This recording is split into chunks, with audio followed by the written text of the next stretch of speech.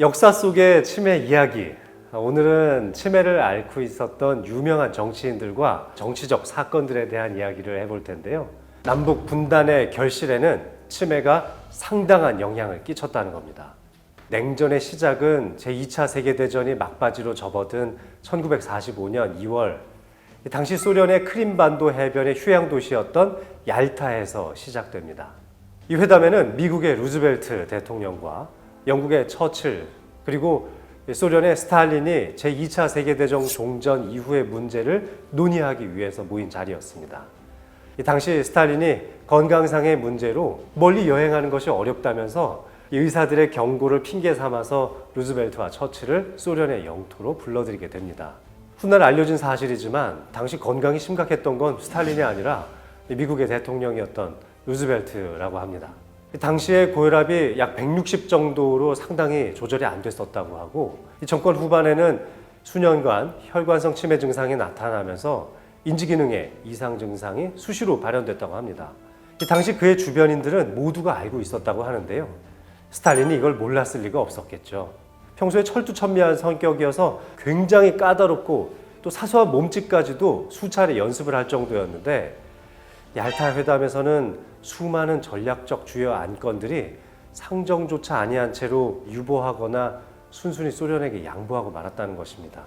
당시 미국에서 제트기를 타고 7시간 정도의 시간차를 극복하고 얄타까지 날아갔었는데, 급박하게 회담을 하면서 시차에 적응을 못해서 치매 증상이 더욱더 심하게 나타났다는 후담도 있습니다.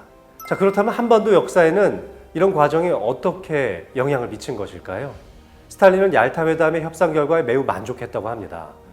그래서 한반도 문제에는 그다지 별 관심을 보이지 않고 있었다고 하는데요. 그런데 갑자기 루즈벨트가 어눌한 말투로 한국은 자활 능력이 부족하니까 소련이 한반도 북쪽에 대한 신탁 통치를 하면 어떻겠냐고 물었고, 이 회담으로 인해서 일제로부터 겨우 해방된 우리나라는 다시 남한과 북한으로 분단되는 비극의 역사가 시작되기도 했습니다. 얄타 회담을 마친 지 2달밖에 안 된 1945년 4월 12일 결국 루즈벨트는 이 머리가 너무 아프다는 흐릿한 말을 남기고 뇌출혈로 쓰러지기도 했습니다. 그리고는 2시간 만에 사망을 했죠. 실제로 얄타 회담 연설 당시를 보면은 이 연설문 좌측에 있는 단어들을 제대로 인식하지 못했다는 이야기도 전해지고 있습니다. 그러니까 그 원인이 후두엽 손상으로 인한 좌측 시야 결손이었을 것으로 짐작해 볼 수 있는 거죠. 처칠 수상은 루즈벨트 정도는 아니었지만 건강상 그렇게 썩 좋은 상태는 아니었다고 합니다. 대단히 심한 음주와 흡연을 즐겼다고 하는데요.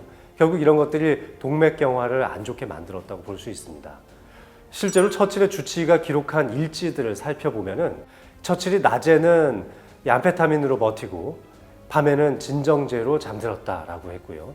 처칠은 더 이상 사고가 비옥하지 않고 충만했던 정신은 고갈되었다라고 적혀 있기도 했습니다.